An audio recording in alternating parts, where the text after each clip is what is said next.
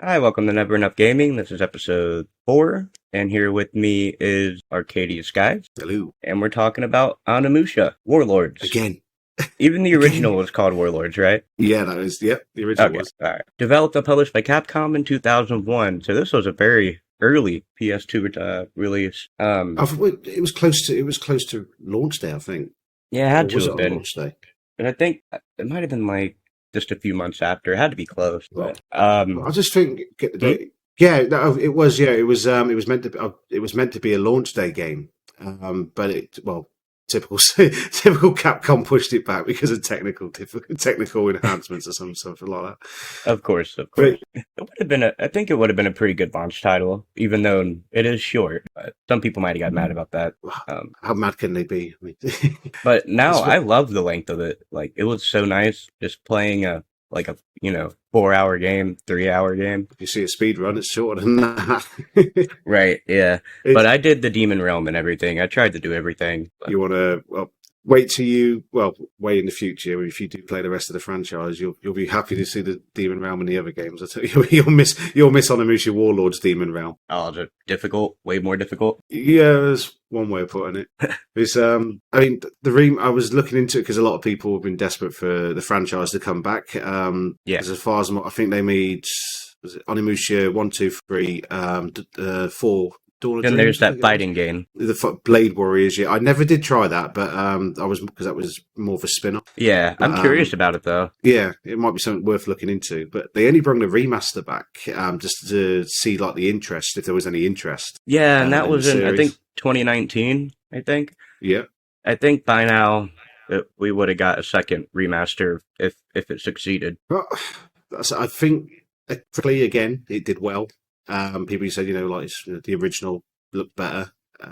They like the People's original better? the original's just got the charm about it. It's just it was if you look at it from because Devil May Cry was in the works and Onimusha was kind of like a cross between Resident Evil and Devil May Cry because it Yeah. was like tank controls and a bit puzzly. Not the puzzles aren't the hardest puzzles to work out in the world, but the action was more hack and slash, a bit Devil May Cry. So it was kind of like a basic Devil May Cry, but that works to its advantage, really. Yeah. It's so simple to play. So Definitely. And even like I think the remaster having the analog for this game, I don't think it was made for analog. I think it kind of makes it too easy, in my opinion. And yeah, the camera angles kind of fuck you over with this control scheme as well at point. well, that's static camera angles in all their glory.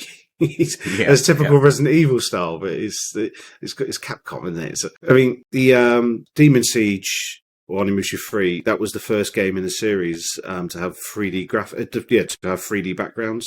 Was it Whereas received well? It was. As far as I remember, it was received, and what I've read, it was received well. And it was a good. It's not an amazing story, but I mean, like I don't want to ruin it for anyone who's not played it, especially yourself, because I know you're looking to get into it. But Yeah.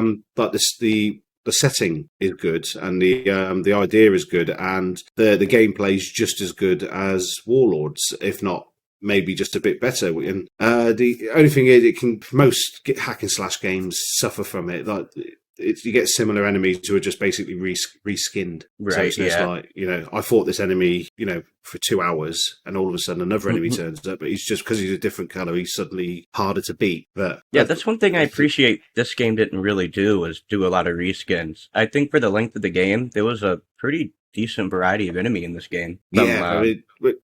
the fact they're all based on Japanese traits is good. I mean, like you get your very generic easiest enemy is just like a rotting samurai. Yeah. You get the fast little ninja types, and then of course you get like the archers and then you get the brute strength characters are just swinging clubs around. Yeah. Then you even Actually, get those weird like tentacle monsters too, with your demons, which I like those a lot. Oh yeah, the guys you split in half. What they call? I forgot their names now. But yeah, the experiments. What they call? I Yeah. forgot their names. I've got them. Is it? No, that Does isn't. He's okay, I can't remember his name now. Did they have the skeleton priest thing guy? Oh, Guildenstern. Okay, is that what his name is? Yeah, Guildenstern. He's the demon scientist. Actually, Okay. stupidly fun fact. If you the game actually is based, not obviously not a true story, but the characters are actually do exist. Yeah, yeah. I mean, Nobunaga, the antagonist, Nobunaga, the big one. Yeah, old Nobunaga Oda. He was a real life warlord in Japan, and apparently he was actually quite a nice person, quite like a celebrated person. Nothing like they've depicted him in the game. Really? Yep, and even in like Dynasty Warriors and stuff, they portray him as like kind of a monster. yeah, I was curious. And his second in command, Hideyoshi. The only reason I can pronounce this is because I got the name in front of me. Hideyoshi Toyotomi. He actually did go on to conquer Japan in real life. They even tell you that in this game. I think that's the guy. The one guy trying to in that fascinating narrator style. Out of nowhere. Yeah. But apart from those two, I think the rest of the cast are pretty. I think they're all fictional, but I think those two are pretty. They are real, but they're just nowhere. No, they didn't serve the demon clan in real life. No, as far as you know. Yeah. Well. Yeah, maybe. Shall we get into the game? Yeah, go for it. Awesome. So the game starts off with like shots of a peaceful village. Then you get a pretty cool looking battle, I thought, with Nobunaga and his troops, and he ends up getting an arrow right through his throat, which I also thought looked great in the cutscene. For standing up. yeah. Let's see. Then Samanosuke. How do you say it? Or you could just say Samanosuke, or if you really want to go for it, you go Samanosuke. Yeah. Well, he figures out that the princess, she gets captured by the demons, and you vow to save her. And then, basically, the overall story is the demons need Princess Yuki's blood to give the Nobunaga to make him a demon, right? Indeed. To make him more a special demon, right? Like a higher command demon. As the battle at the beginning was Okihazuma, which again was a real battle. Yeah. Which Nobunaga, I don't know the full details of that, but it's a battle of Okihazuma, and Nobunaga in the game obviously takes an arrow to the throat, dies, but in the afterlife he makes a deal with the Genma, or the demons, to resurrect and serve them for the rest of his immortal life. And in order to do that, to make him all powerful, they need, like you said, Princess Yuki's blood to be sacrificed, and for him to drink her blood, which will make him all powerful, and then he could basically conquer Earth and on behalf of the demon clan. And all that is why the final boss we get is so confusing to me. Well, not confusing. Yeah. But you really think you're going to fight Nobunaga? I don't. I'm not. Yeah. It was a bit. For any spoilers, if you don't fight Nobunaga in the game, you get so close, and you think, "Yep, here it comes." Here it comes, and then credits roll, and yeah. Then you get another tease with your demon form. Yeah, we'll get there. Can I clear something up, because it's really annoyed me? Huh. Samanosuke, while he's rescuing trying to rescue Princess Yuki, has help from a shinobi friend called Kaede. Yeah. Female ninja. Who just gets an amazing bookend ending, just beautiful. Yes, again, I don't want to ruin it because the narrator does it for you. But again, I won't ruin too much. But it's not over for Kaede. Let's just say that. Good. So I wonder if they did what they did because they thought this was maybe going to be the last one, or they didn't expect to bring her back, or I don't know. What? Well, the Onimusha suit, I think it was based on a book or based on an idea, a short story in Japan, and it was only 3 chapters long, which is why there was 3 main games. So when Onimusha 4 came out, it wasn't to do. It was like unknown territory for the people who wrote it. So there was only meant to be 3 stories technically. And you played 4? I did, and unfortunately I was growing up at the time, so I never got round to finishing it. Maybe one day we'll get. Maybe I have looked back into it. So you get narration of Princess Yuki reading a letter to I'm just going to call him Sam. Yeah. To Sam, saying something's wrong in the castle, which I would love to try to pronounce. Inabayama?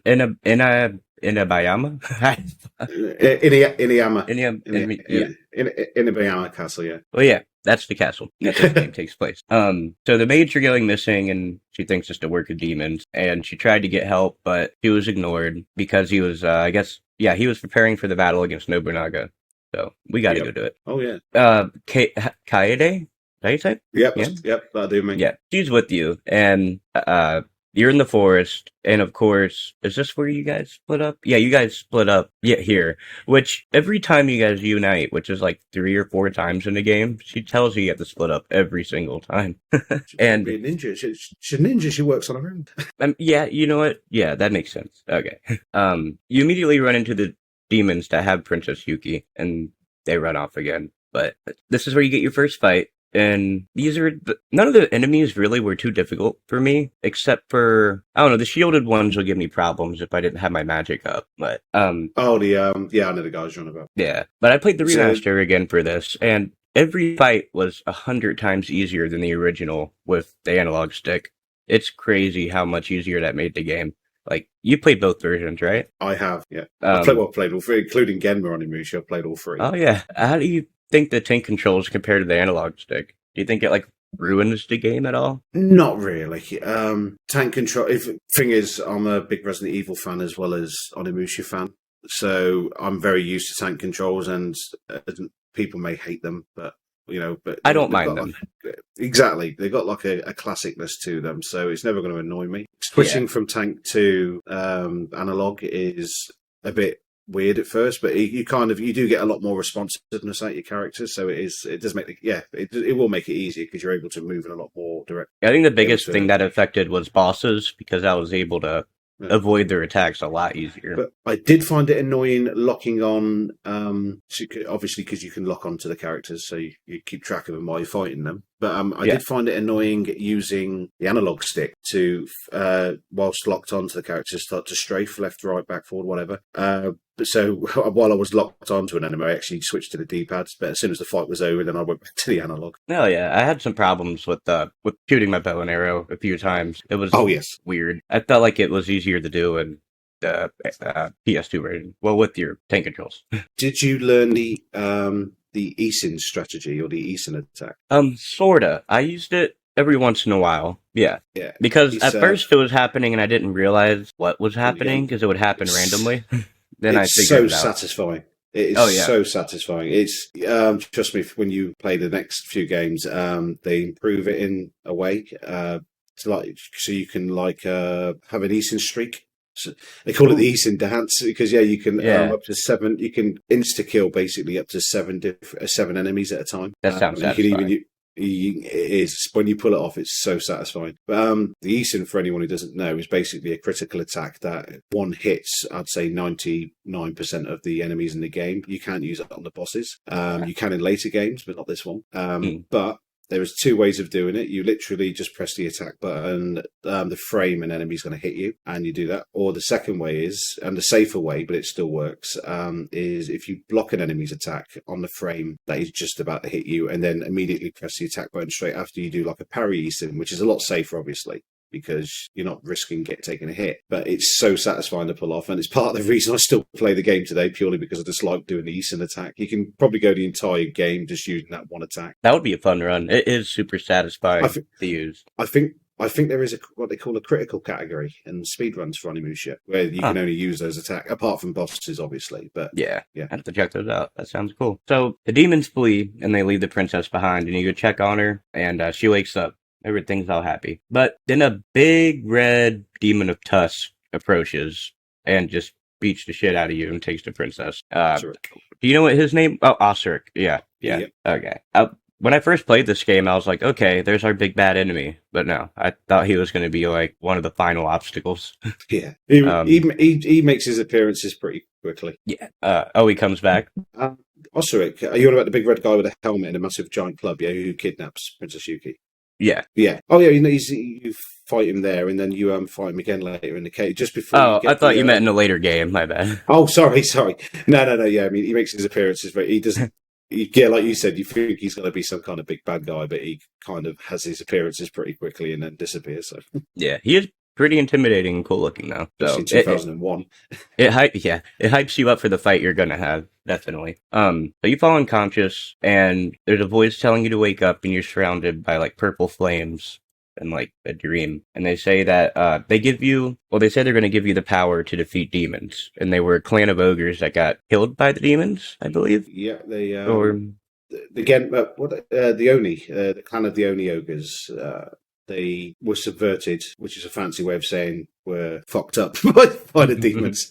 yeah, And now they turn you into an honorary Oni and bestow upon you the Genma Gauntlet, or actually there is another name. I think it's the Genma. I think they also call it the ogre gauntlet. That's the one. Thank you. Yeah, yep. Then after that, it's on your right hand, and whenever you kill enemies, you can suck up their souls with it. There's different colored ones, like yellow's health, blue's magic, and red's experience. And you can grind pretty much all you want. I just wish there was more stuff to upgrade. I mean, I get it's a short game, yeah, but I remember having like 9 or so or 10 full experience bars with everything maxed out. So I was like, I wish it was something else.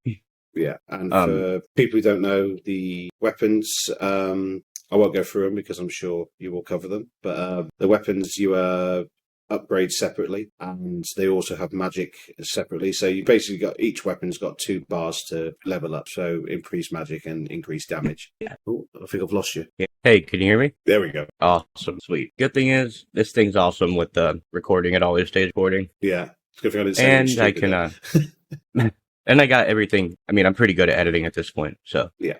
That's right. Where did we leave off?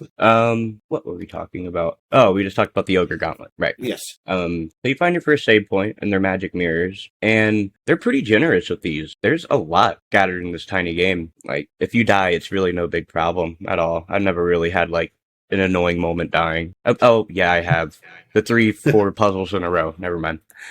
Oh no, yeah. I think you could explain that one. Yeah, we'll get there, but yeah. So you cross a little wooden bridge, and their body is being picked apart by crows. So that's pretty nice.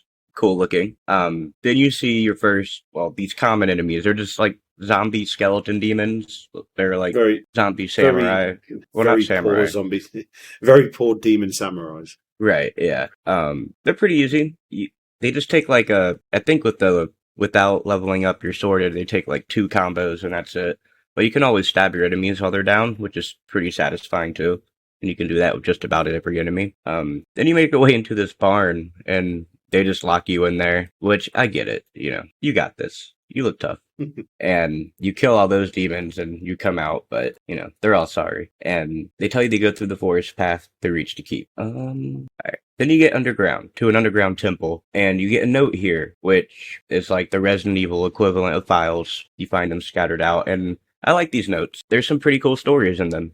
There's like one book you can find that talks about how Alexander the Great was with the demons, and so was like Genghis Khan. So he wasn't so great. Right. So I thought that was some cool little lore stuff. I think there's a lot more lore in the game than we thought, with like the characters actually being based on real people, and then they're bringing lore in it using actual real life historical figures. Yeah, I like that concept. I like when things do that. Yeah. You can also find fluorite around. There's 20 of them. Do you know what happens if you get all 20? No, not really. I think it just goes towards your ranking at the end of the game. Okay. I was actually, because I'm a bit of an achievement hunter for achievement points and whatnot, and that was the only part of the game that I never really paid attention to, was the fluorite collecting. Is there achievement for S ranking it? I think there is. I'm pretty sure there is. But the requirements are pretty simple. Finish the game in a decent time and collect all the fluorite, and to complete the demon realm. Which, if I remember right, I think it's 20 floors. Yeah, it is. Yeah. You also find a journal here, which is from Samu. How do you think? I don't know how you say it. That's right. That's right. Cool. It's from his point of view, and he's with his master. And in the first volume, they're in a cave, and he vows to record everything he sees in this journal, and that's kind of all you get right there. But as you get his journals, you kind of see his descent into madness and like fuck uppery. It's pretty cool. And sad. Poor guy. So you get your first sword, the Shiden? Ryzen. Yeah. The Ryzen. Oh, that one. Okay. Yeah. Yeah. Right. The electric sword, yeah? The Ryzen. Yeah. Which is the one I used the most, definitely. The fanciest looking one. Yeah, and I just like fast attacks too. you can kind of stun enemies like that. So you get your first puzzle box here, and it's like a little number puzzle where you have to just have all the numbers in the correct order by rotating them. They can be a little tough. Number two. I'm usually not good at this kind of stuff. So if I'm ever stuck or anything, like with the water puzzle later, with the sliding puzzle, I suck at sliding puzzles. Oh yeah. Yeah. Resident Evil 4, every time when I'm Ashley, that one fucks me up. Yeah, I just asked my wife if she wants to do it. She usually does.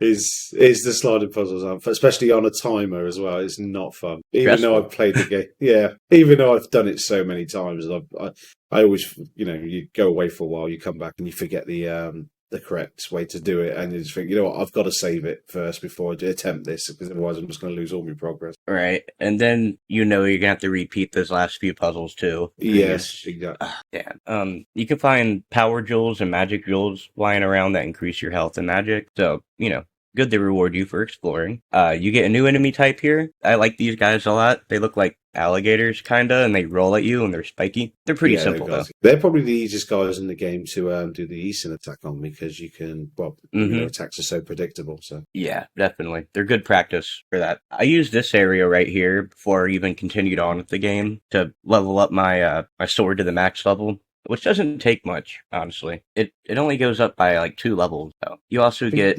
Sorry, no, go ahead. I think, correct me, I might be corrected, but I think it only takes, when you level them up the first time, the swords, I think it only takes like 3 experience bars. Yeah. And then the second time, I think it takes 6 or 7. Yeah, that sounds right. Yeah. And, after you kill bosses especially, you'll have more than enough to level up everything. Oh, yeah. Another new enemy are these big Minotaur demons with big axes, which at first I didn't think I was going to be able to block, but you can just block them, which is nice. To block blocks a surprising amount of stuff in this game. Most things you can. I think the Minotaurs, there's one attack. I think that, like you said, you can block majority of attacks in the game. But some enemies, like the Minotaur, they have like one attack which is unblockable. But I mean, the only way you find that out is by trying to block it and realizing that you've made a mistake. Exactly. Yeah, and the hits kind of hurt in this game. Like, they take a pretty nice chunk of health from you. They can't make it too easy. So you definitely want to get those power drills and stuff. Yeah. So, what we got? Osric. Yeah, time to fight him. You're in like the courtyard of the keep. Well, not courtyard, like a courtyard of it. There's multiple courtyards. For this guy, I just stood behind him and kept slashing him. I didn't really have too much trouble with him. Did you? No, he's pretty straightforward. He's just a typical, block what attacks you can, and just, if he decides to try and bull rush you, just move out the way. And he does go into like a rage mode, which he pretty obvious because he turns like a very red color, making a lot of noise, but. Just stay out of his way and he's fine. Like you said, get behind him, keep attacking him, use your magic, and he's down within a couple of minutes, really. Yeah, and this is really the only boss you can't spam your magic on, too, because you only have one of the swords so far. Yeah. Like, every other boss fight in the game, I started the fight off just using all of my magic for all swords, which gives you a pretty damn good head start. Yeah, that's why you want to play Genma Onimusha. They've got a hell of a lot more health. Sweet, that actually be... Yeah, I do want to check that out. So you slay him, and... You find another journal with Samu's master. He sacrificed himself and gave him a scroll and a jewel that he hid. So that's all you get from that one. Then you go through this tunnel full of like hanging skeletons, and then you come across this weird-looking skeleton priest guy who has like an alien squid face. What'd you say his name was? Guildenstern. He is the Genma scientist. He's basically the top scientist for the demons. Yeah, and I like that you have to kill his creations. You challenge him, and he says he hasn't met anyone this foolish since Nobunaga, and he said Nobunaga made a deal with the demons, and he's their slave for eternity now. And then he summons a creation, which is this worm tentacle monster. Yeah, I'll figure out his name. It's Ronaldo, or Reynaldo. Oh, really? Yeah. Huh. So. All right. Well, cool. These guys, they look cool. They can, like, summon little tentacles out of the ground and they'll hold you still. And you can also cut them in half. Like, when they're on the ground and they duplicate. It's the only enemy that does something like that. And usually when you fight them, there's a lot of them. They're in pretty big groups, except for this one. It's just one. And you also get the fire sword here, which... Enryu. Yeah, thank you. I'm glad you're prepared. Yeah. The Enryu is actually... Well, the fire sword is actually the stronger... besides the Bisherman swords, which we'll probably go into later. Yeah, I ended up getting it for this playthrough. Yeah, before that particular sword turns up, which is very, very end game. Yeah. The Envy is the strongest sword in the game. Yeah, it's the slowest but strongest, which is typical of any strong weapon. yeah. I like its magic move the most out of all of them, though. Oh, yeah. You take out a complete line of enemies if you get the angle right. Yeah, and that's always my. I just bust that out whenever there's a shield enemies. I don't fuck with them. So you go to the courtyard and you head through the main entrance, and it looks like some shit went down in here. Like the balcony's broken, the whole place is messed up. I think it's a nice looking little picture. All the backgrounds look pretty nice in this game, I think. I know some people say it hasn't aged well with that, but I don't know. I think the thing that didn't age well was the character models. Oh, yeah, that's facial expression. So also you can find soldiers that are still alive fighting demons, and if you help them, you usually get like a herb or medicine or arrows, some kind of item. That's cool. You get a scene with some guy fighting with the kid, like struggling with them, and the kid runs off. He recognizes you, and he says he's a servant of the Oda clan. And this is where you get that narration, right? Isn't it? Yes. I forgot his name now. He goes. His real name is. Check my notes. His real name is Hideyoshi Toyotomi. But in the game, he goes by Tokuchiro.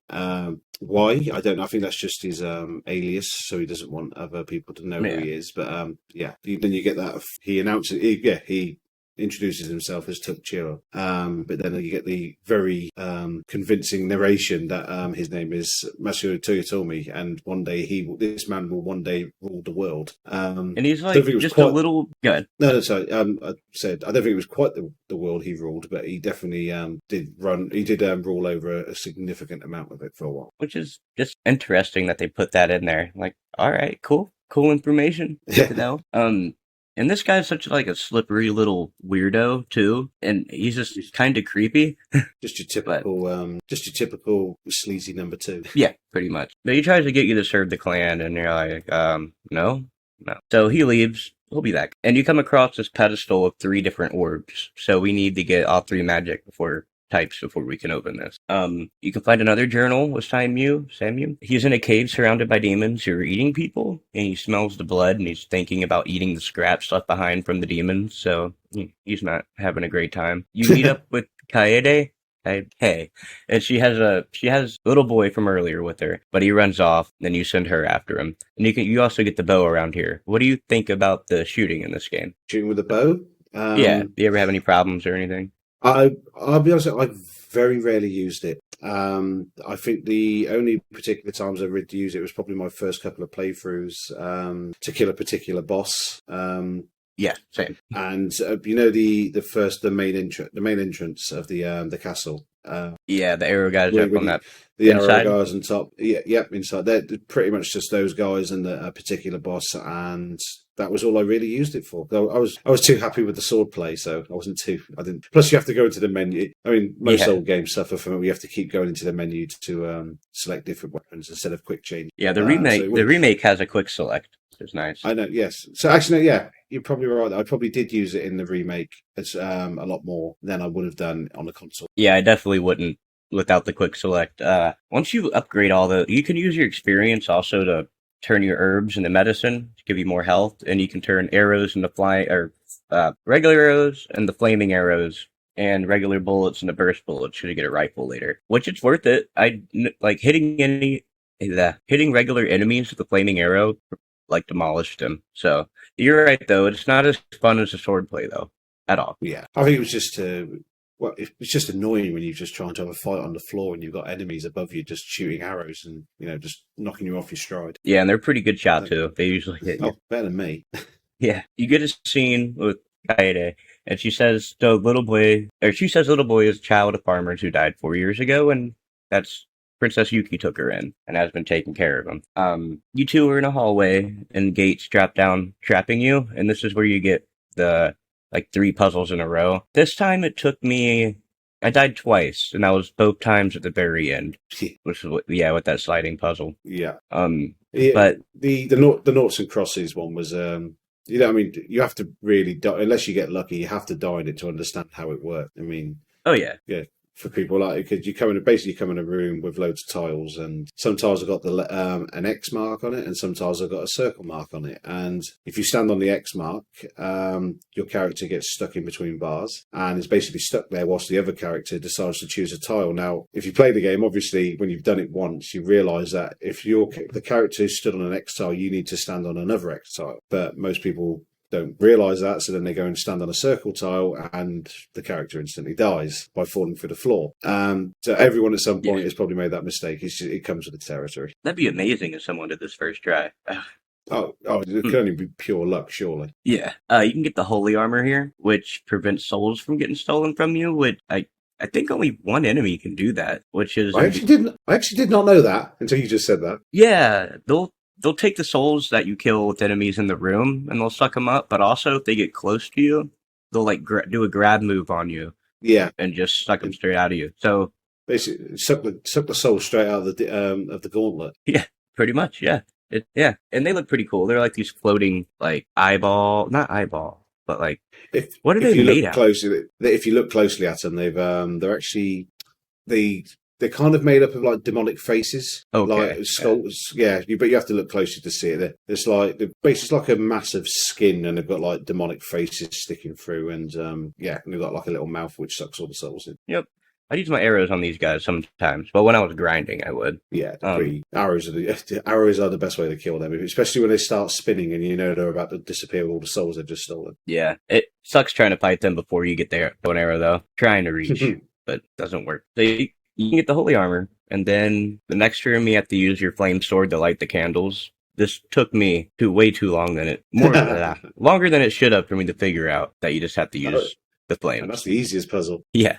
And the next is the tile puzzle that we just talked about. After all that, he gets stuck in this chamber filling up with water, and you switch to Kaede, and she has to do a sliding tile puzzle to match up to a pattern. And yeah, like I said, I suck at these. Took me a few tries. And there's a little timer on the left that's just slowly going up, so it's stressful. It's even more stressful it's even more stressful when you fail. Yeah. Definitely. Then you have to do it again, and you can't skip cutscenes in this game. So. Something they never fixed in the remaster.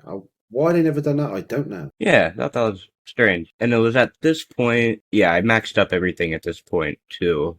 Anytime I got something new, I usually tried to max it up right away. Yeah. But I couldn't figure out quite how the enemy respawning works. A little weird. Sometimes they would, sometimes they wouldn't. The enemies outside the castle gate, I think they was infinite respawners. But the certain rooms in the game, the enemies could only respawn up until a certain point. Okay. So at this point, you two split up, and you get up to like a new room. A staircase pulls out, and you got crest pieces while you're searching around. At a lot of points in this game, you're doing some like Resident Evil, find puzzle pieces and put them into things. Like door keys and stuff like that, which I always... Do you like that kind of stuff? That kind of Resident Evil puzzling? Yeah, I do when I can work it out. Yeah, exactly. Yeah, like I said, they are Resident Evil type puzzles. A lot easier, I would say, than Resident Evil puzzles. Oh, yeah, definitely. Because it is a hack and slash game at the end of the day. So, I mean, you want to keep fighting as much as you can. So it's like just a very quick diversion from the fighting. But yeah, the puzzles are relatively simple. So, I mean, even if you do get stumped, you can usually figure it out after a couple of minutes or whatnot. Like, especially if you play like a Silent Hill, these won't be anything. All. I mean, the menu system. I will say one thing for Onimusha: they could have probably implemented a better menu system or inventory system in the game, because some of the items are you can't automatically sort the items or manually sort them. So they kind of, when you enter your menu to try and find a particular item, it's all over the shop. Right? Yeah. I hate that. The original, I was playing through Pokemon Yellow, and that does it too. Oh, yes. Man. How would we ever find Missingo? Exactly. You see a demon kidnapping the boy after you unlock the door, and the demon escapes. And the one guy comes back, the worker of the Yoda clan, trying to draw you in. And he pretty much just gives you the whole plan. He says Nobunaga will drink her blood from the skull, and then he just leaves, filling you in on what's going on, I guess. Then you get to the roof, where you get another boss, Marcellus the swordsman. He's he's taller than you, but he still has like a human figure. But he looks like a dark demon, and he has horns, kind of like Oni face. Is that right? Yeah, no, he's got it's like a Oni slash demon. He's a Yeah. Oni slash demon face. Yeah, and he actually the weapon he uses isn't is imbued with the power that with the weapon you receive from him when you defeat him. So there's a lot of magic that the magic that he does use is basically the magic you're going to get as long as you win the fight. Yeah, that's pretty cool. He's I'm not sure. I'll just have to double check my facts, but I think Marcellus is a creation of Guildenstern. I might have to look into that. I think that's right because he after when you have to fight Marcellus again, he sends him at you. Yeah, I think he's a creation. I don't think he's. Well, he is a demon, but I think he's a created demon. I don't think he's actually a demon in his own right. Yeah, I think so. Because he never, speaks or anything. No, he lets the sword work do the play. Yeah. Now, this boss isn't too bad, and he'll block, and he'll just splash at you, and, all his moves can be blocked, I'm pretty sure. There might be one that he can hit you with. The shield bash. Yeah. Especially if you have lightning, your magic up, you can use your lightning or your fire. Good thing is if you get a good 2 combos, 3 combos in on him, they'll usually drop a little bit of magic for you or health. Yep. That's pretty generous. I didn't have really too much of a problem. I do like the boss though. He looks cool. And being on the roof fighting him, sword on sword, it's pretty badass. It's just a classic sword fight on top of a Japanese castle. It's normal activities in Japan, I think. Yeah, I think so.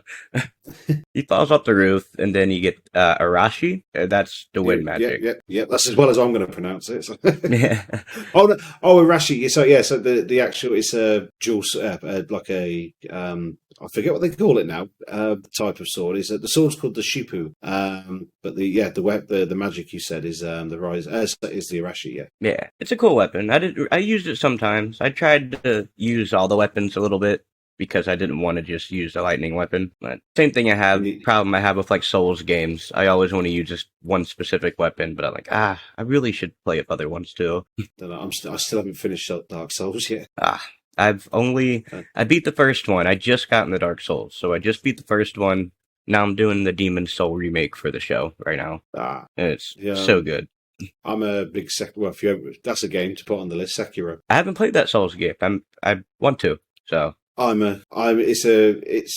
if you do ever play it, don't treat it like a Souls game. If you do, then you'll be disappointed. Okay. It has all the it has the traditional things of a Souls game, but it doesn't play like a Souls game, if that makes sense. Yeah, I hear people that play Souls and go to that one are like, God damn, this thing's difficult. It is different. It's very fun though. It's very good sword play. It's actually, you know what? I enjoy Sekiro, and the reason I enjoy it is because it reminds me of Onimusha. It's because it's a very similar setting, very similar era of Japanese law and Japanese culture. And every time I play Sekiro, I think it probably puts me more in the mood to go back to Onimusha and start playing that again. You know what? I'm putting that game on the list after this.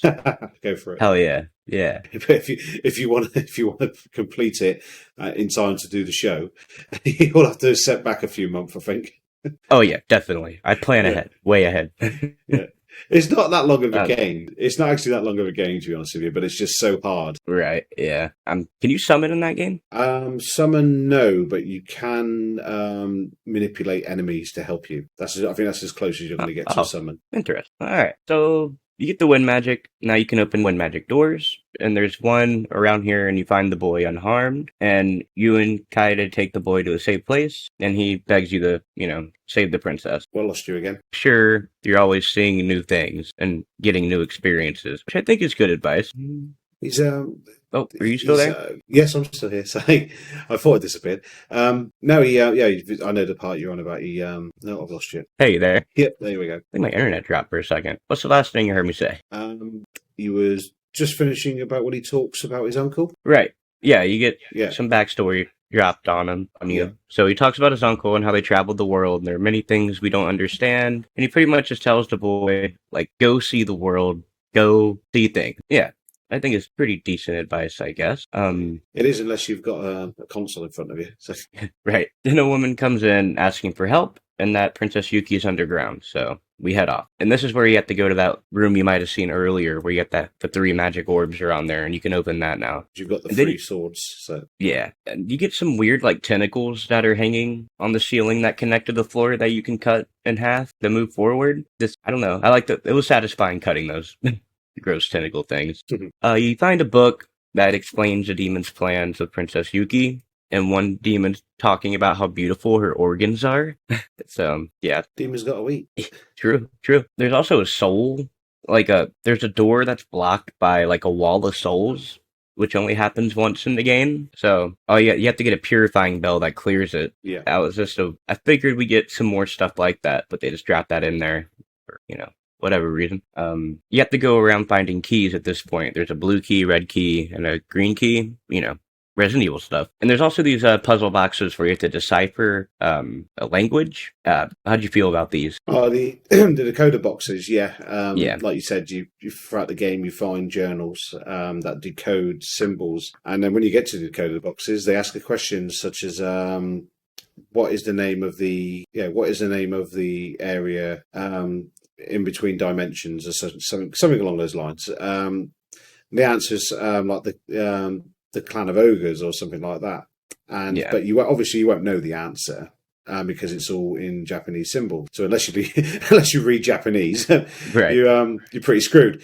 But yeah, luckily in the game you find files that decode the symbols for you. So it's a bit of trial and error. I mean, going in and out of the puzzle box to look at the puzzles, look at the symbols, and then go into your file to decode the symbols. But again, it's just a little diversion a little break from the hacking and slashing. Yeah, and it's nice getting little brain teas right there to mess with. And the reward's always worth it because it's usually an item to either increase your health or increase your magic. So it's pretty. Yes, it's worth taking time out to always. Yeah. So you get to this big blue demon wall thing. It kind of looks like a rib cage. I don't really know. Yeah, but it's a very pointless. I know what you're going to say. It's a very pointless room, though. Yeah, kind of. There is nothing in the room at all apart from the big fracture that you're talking about. But it's a very pointless room.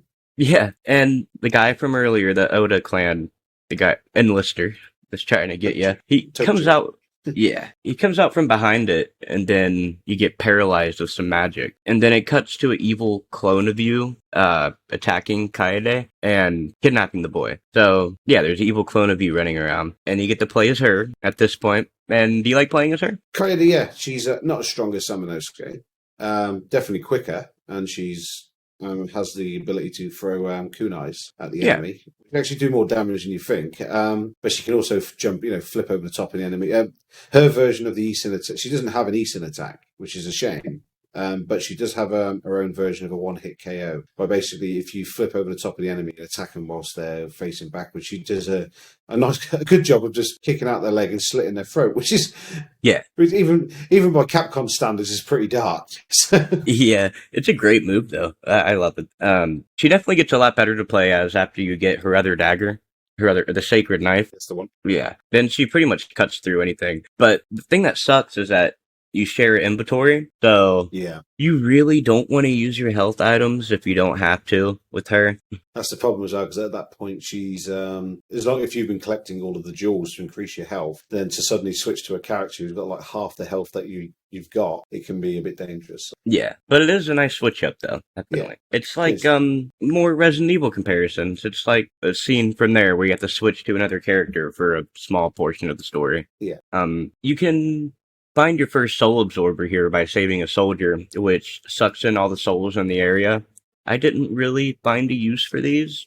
Did you? They're definitely better for the demon realm. If you get overwhelmed in the demon realm, that's what they're for. Especially if you land on Kaede can't, because Kaede she can find the soul absorbers, but because she hasn't got the gauntlet, she can't actually she can use them, but to no point because she can't suck any of the souls up. So it's pretty much useless for her. Right. But, but like you said, they share an inventory, so as long as you collect them, then Samanosuke can put them to use later. Yeah. Those kill the demons inside of it, right? Yeah, it basically creates like a ring, like an area of effect, like a big circle. And as long as you're trying to absorb souls, when the enemies walk within the ring, they automatically just get sucked up. So it's basically like a bit like the holy water in Devil May Cry, where you just use Right. it and the enemy's just there.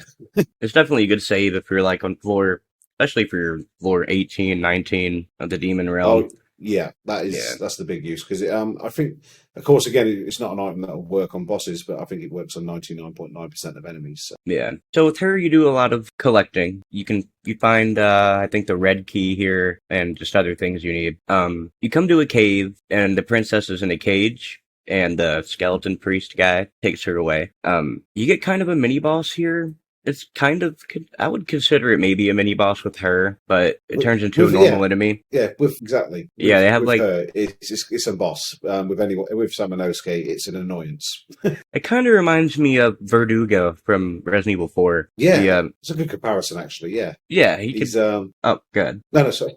No, that's a very good comparison. Yeah, because of the digging, shooting out from the ground, and not so much the turning invisible, but the fact that he digs himself into the ground and like kind of slides underneath you. And well, luckily you got the block button because if you don't see where he is jumping out from the ground, you are going to take a hit. Yeah, and you can also impale him when he's like that too, which is cool. Yeah, I found that one by accident. I think I was just mashing. Me too. Accidentally caught him. Yeah, that's the first time I saw that happen. I was like, oh, I didn't know you could do that. I was just hacking away at something else. But again, as strong as these enemies are, with Samanosuke, he can just with his Eastern attack can actually one hit kill them. Oh yeah, not only does it kill him, it like completely disintegrates him.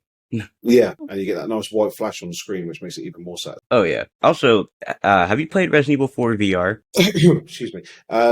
VR, yeah, yes, I do own the game. Actually, yes. I love it. I played through Resident Evil 4 VR not that long ago, and that Verdugo fight in VR was yeah, so damn good. I want to. He's probably the ugliest looking enemy in the game, so when he comes up close to you, he is going to be worrying. Right, yeah, it's so good. So you switch back to Samanosuke, and he wakes up, and he's still in the same area. Then you get to a boss, Samanosuke. He's just a clone of you, and you guys are like kind of face to face, both staring at each other with this, I don't know, their faces like look glued still, or like stuck still. Like they look like they've seen something horrible. Remember, this is 2001 technology. Yeah, it's beautiful in its own right. Yeah, this game's 23-year-old. Yeah, I mean, I played quite a few early PS2 games, and this is not even close to the ugliest one. This is actually quite amazing looking. Got that Capcom money behind it. That's why. That's right. I mean, Dark Samanosuke. I don't think it does not explain it in the game at all where Dark Samanosuke has come from. He just turns up. You know what? I didn't even think about that. That's absolutely right. he just turns up. I mean, it's not it's not explained by any of the characters. Even the Genma, the demons, they don't even say like, oh, this is the reason he's here. He just comes out of nowhere. I think it was just a reason to have a fight with yourself. Right. But, yeah. But I mean, it's as long as you handle the fight pretty well, it's over pretty quickly. But it's definitely recommended to try and use your magic over actually facing him head on. Oh yeah, I'm pretty sure I used all my magic and just only had to hit him like once or twice and he died. Yeah. He fires like blue fireballs at you. I mean, as long as you block them, the fireball will deflect and like hit the wall, and that will turn into a magic soul to absorb to get your magic back. Oh, well, I didn't know that. Yeah. Huh. Well, the reason they do that, I think they're basically saying to you, just look, you best be using magic instead of trying to fight this guy because he is your doppelganger and he knows what you're going to do. So right, yeah. Well, if the final boss can just pop up out of nowhere with not much explanation, so can he. Yeah. At this point, this is where I did the Demon Realm, and because I had in the keep, yeah. Yeah, I had like 8 medicines at this point, so all right, this is a good time to do it. So it's like just a challenge dungeon of waves and floors and floors of enemies, kind of like in Zelda Wind Waker and Twilight Princess. They have these. Probably most Zelda games, they probably have something like this. Yeah, well, I mean, every fighting game or hack and slash type game, Devil May Cry, this, that, or the other, they have like an end, like an extra mode after you finish the game, where it's like challenge mode. So yeah, we've seeing how far you can get, but I mean. the benefit of Onimusha is that you receive an extremely rare item that will lead you to a much better item very end game. So Yeah. I think you the first I think you collect the Bishaman Ocarina, I think it's called. Yep. Yeah. Yep, that's it. Yeah. And you can get other good stuff in there too, like you can get quite a few medicines, and I think a power jewel and a magic jewel too from this. I think and you also I think you get a talisman as well, which is basically an extra life. So I think Right, there's like yeah. I think there's 2 talismans in the entire game. Yeah, this one, I'm trying to remember where the other one was, because I got both of them. Yeah. Maybe it was in a puzzle box or something. I think it might have. I think it was in Yeah. the Dakota box. Right, yeah, probably. So you get this ocarina, that will come in use later, but yeah, I always like these type of things in games. It's just like the ultimate test of skill. Pretty much every enemy in the game. Yeah. So there's this creepy door you passed by quite a few times. It's like made up of that weird demon rib cage looking thing. You go in there, and that servant lady from earlier that told you where the princess was, she was actually a demon. She has the boy, and she turns into this like big praying mantis bug, but with the Capcom flair of also having, boobs. Oh yeah, So demons got to pay the bill somehow. That's right. That's right. Yeah. But it looks pretty interesting. Yeah, and she escapes with the boy, and then Kaede comes in, and then y'all split up. There's a big barrier around this giant demon door that you need to get into. So you have to figure out a way through the barrier. And you get new enemies, these demon bugs, which they didn't really give me too much problems. Yeah, they're just more of annoyance, really. Yeah, just take care of them like any other enemy. I mean, so certain the weapons that you have, the Ryzen, the Enryu, and the Shippu. I mean, the Ryzen's your basic, your bread and butter. Yeah. Strong and fastish. Enryu, your giant swords, definitely your strongest, definitely the slowest, but also definitely the strongest weapon in the game, besides the end game sword. And the Shippu, which, as much as I like it, the Shippu is like it's it's faster but weaker than the Ryzen. It's good for crowd control with this magic. But yes, with its magic is its saving grace because if you get too surrounded, it will get you out of trouble. And it definitely, out of all the weapons, it's the flashiest if you want to look cool killing enemy. Definitely. It's yeah. It's basically, think Darth Maul. Yeah. Think Darth Maul on Phantom Menace. Exactly. They're all worth messing around with a little bit. So you're doing a lot more Oh, go ahead. So, as I say, the point of that little story was that a lot of enemies are easier to defeat with certain weapons, like the generics are definitely the Ryzen. The bugs we're on about, the Shippu is definitely the best to go after them because it attacks so consistently, it stops them from doing their little dodges that they can do to get away. So, and that's when the quick switching comes in handy. Yes, it's nice having that. Around here, we also get another kind of mini boss. It's a boss version of those axe wielding minotaurs that you've been fighting, demons. There's two regular ones. Yeah, 2 regular ones, and then the big red guy. Which they did kill me once. We'll say that. Oh, he does a hell of a lot of damage, even with all the increased health. Yeah. Mm-hmm. Yeah, and they can corner you and, really stun you into a corner. And you get the flintlock, or the matchlock rifle around here, too. Which, I only used it once, and that's for the boss coming up. Yeah. Well, and the rope that you have to shoot. There's a bridge you have to lower by shooting the rope to lower it, which is the only kind of puzzle like this in the game. So I never figured it out.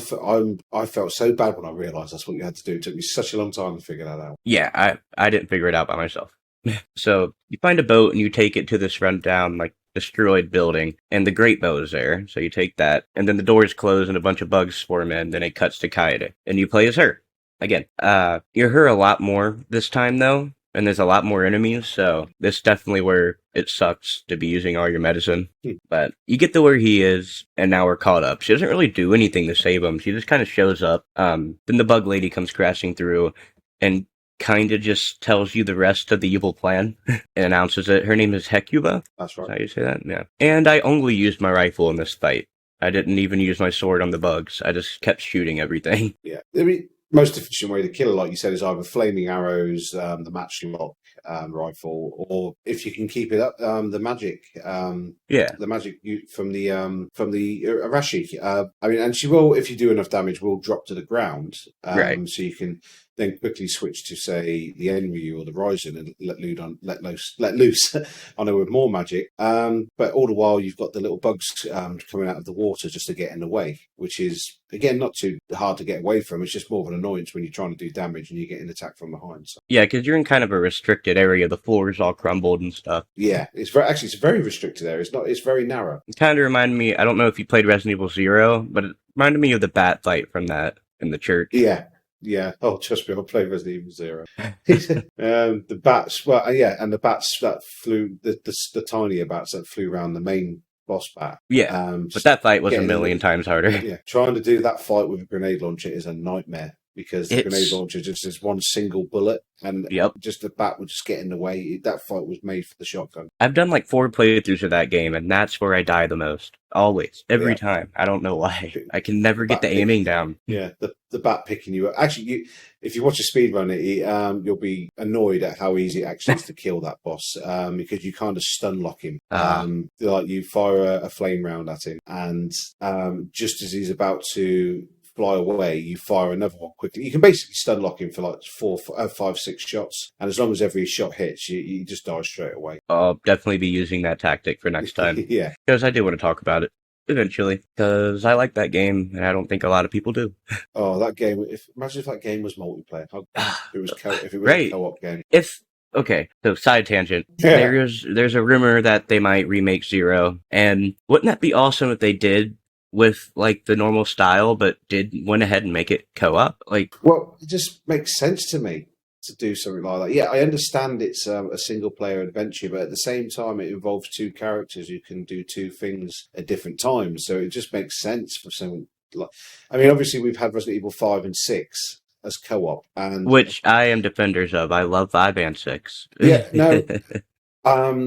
I'm not a massive lover of 6. I only like them co-op, though. Yeah, I did like Leon's campaign in Resident Evil 6, but I mean, obviously your partners, the partners are always together. Yeah. So, like, I mean, if they do split up, it's usually within the same room. I mean, for Resident Evil 0, if they could somehow make it co-op, but like, someone be on the other side of the building doing their task while you're on your side, that would be, well, it'd just be great, really. Right. They'd have to have, like, implement some reason for them to meet up at the beginning, start somewhere else, maybe. Yes. Then there's only like 1 or 2 parts they get separated, and it's not that long. Like that zombie monkey knocks him over the catwalk. Yeah. And but yeah, it's yeah, when Rebecca falls for the floor, yeah. Yeah. All right. So, I'm sure we was talking about Onimusha, wasn't we? yeah. Which, is technically a spin-off of Resident Evil. It came out of that project. Yeah. Hey, without Resident Evil, you couldn't have Onimusha. So. Yeah. So when you get the Great Bow, well, hold up. Okay, yeah. You defeat the bug lady. She's not that hard, really. Unless you, get swarmed by her little bug. Then Kaede explodes the place and Hecuba dies. And she's wounded, too, in the explosion. But you go lay her down, you get some rest. Then you head back to that demon door and you shoot through it with the Great Bow, which I thought was pretty cool. And the Skeleton Priest guy is here, and he summons Marcellus back here. And you have to fight him again. And comes at you. Was it sword and shield, and then dual swords, if I remember rightly? Because he kind of does that fading in and out attacks. Right. Yeah. This is the only boss that really gave me trouble. He killed me a couple times. It feels like a badass sword fight, though. I think it feels most like a sword fight out of any of them, for sure. He hits very hard. That's the problem. And he does have a good range on him, so it's very easy to be hit by him. I mean, so during a sword fight, you've got to choose your moments to attack. Yeah. And because he hits hard and he does have a large range, it's hard to get in, attack, and then back off without taking a hit. So yeah, you definitely have to be more careful with him. Exactly. And then after this is where you can get the Bishamon sword. That's the one. And it's pretty great. I love using this thing. It makes you feel like a fucking badass because... Yeah.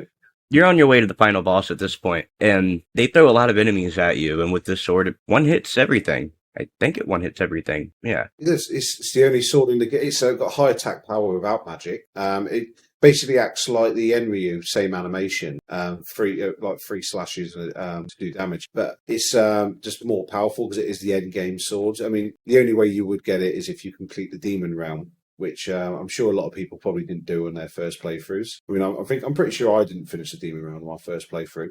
I didn't either. I remember getting I remember getting pretty up there and dying. I'm like, you know what? I'm not worrying about this.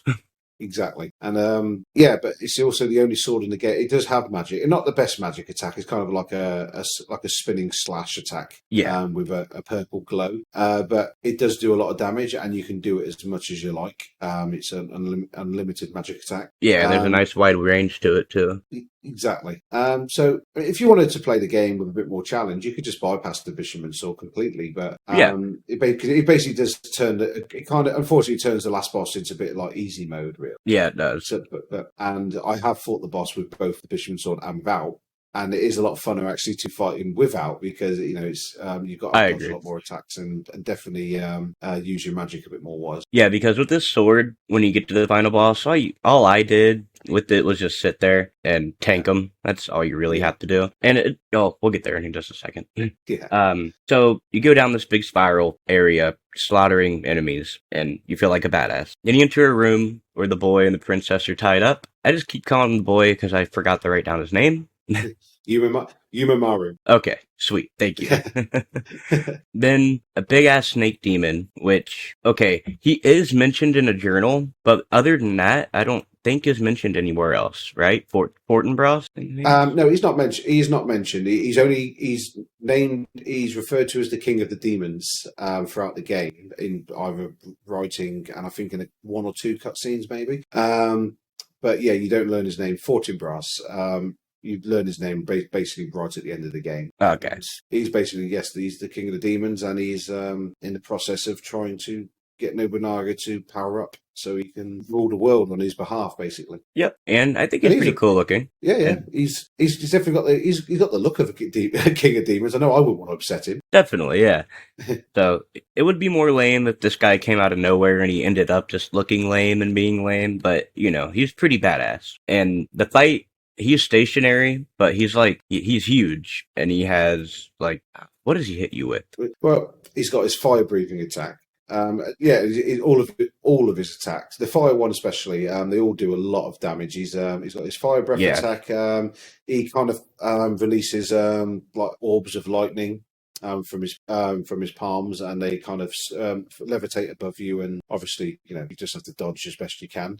He's also basically just got your typical swiping claw attacks, and like kind of he tries to stab you with his long nails. Very straightforward, all very straightforward attacks to avoid, but it's easier said than done. Yeah, they take a lot of health, and he has a lot of health too. Even with the demons, the Bishamon sword, it takes a minute to just wailing at him. It's even longer without the Bishamon sword. Yeah, but I had so much medicine at this point, I just kept popping medicine, and I was fine. Yeah. Oh, I also had both my talismans here too. So we kill him, huh? So you kill him, and everyone's on their way out, and the demon grabs you, and it crushes you, and blood come out of your mouth and everything, and it hits the gauntlet, turning you into your final form, which is demon form. And so it's it's the true ogre. It's the Oni ogre form. That's basically what the Oni look like. Yeah, the clan of the ogres. Yeah, and they give you the power to fuck him up.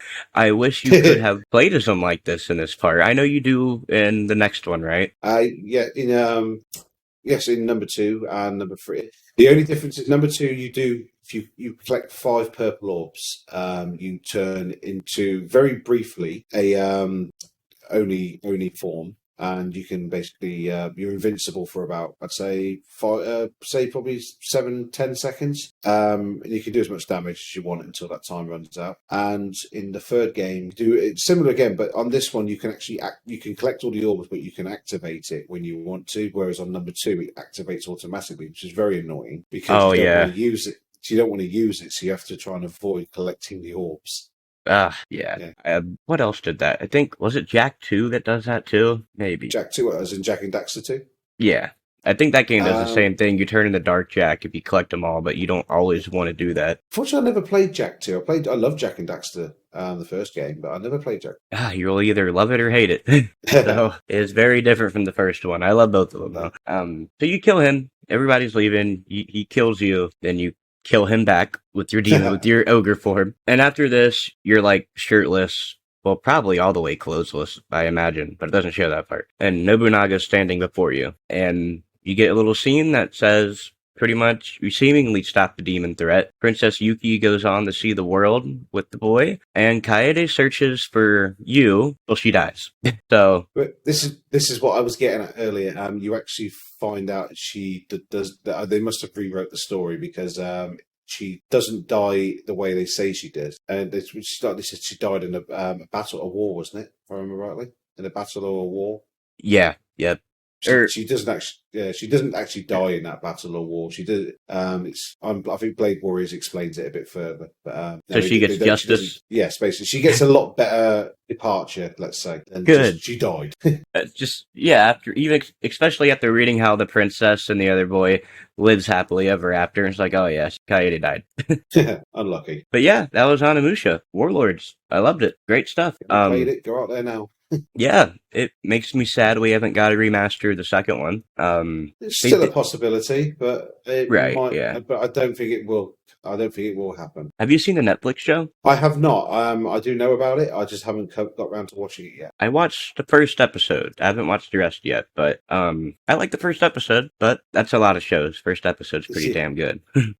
I'll get into it eventually. I mean, I'm a fan of Onimusha, and I will definitely always check out anything Onimusha. So I will look into it eventually. I just unfortunately haven't had the time to. Yeah. Do you have anything else to say about Onimusha? Only just a little fact that a lot of the characters in this franchise, apart of the people who voice and motion capture for the characters, because one thing Onimusha was very critically acclaimed for at the time. It was 2001, but at the time there was the CGI intros and a few CGIs throughout the game. Yeah, the beginning one with the battle looked pretty great. Exactly. I mean, at the time, they was very widely loved because it was, I think the production company was called Robot or something, and Capcom literally sent them the game and said, we want you to make us like a battle scene for this game, and they did, and a lot of people fell in love with it. And then they carried on to go on and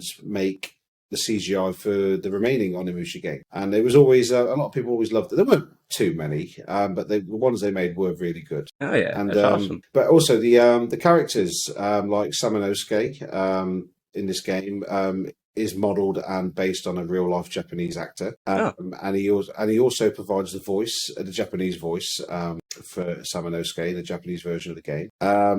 Onimusha 2, the main character, Jubei Yagyu, he was also, sorry, I do not know his names off the top of my head, but he was modelled and he was modelled by a very well-known Japanese actor in Japan, who unfortunately died, so never had a chance to do the voice for the game. But as far as I was made aware, I think his son did the voice, Japanese voice, and so on and so forth. But yeah, I don't want to ruin too much. But yeah, number 3, the voice actors for number 3 are very well worldwide. Oh, awesome! Thank you for that surprise. I should start doing stuff like that. If you ever do play number 3 and want to do a show on it, I've definitely got a huge grievance with that game. I'd love to discuss. Yeah, I'll have you on board. I look forward to it. And great game. It's a very good game, but it's just there's a huge grievance. That really annoys me every time I play it. Damn, that's Demon Sage, right? Demon Siege, yeah. Yeah. Okay. Well, I think we'll get to it sooner than later because I definitely want to play through this series soon. This was pretty fun. I like talking to you. I'm always around. I'm always around if you want me. Awesome. All right. Thank you for listening to Never Enough Gaming. Farewell.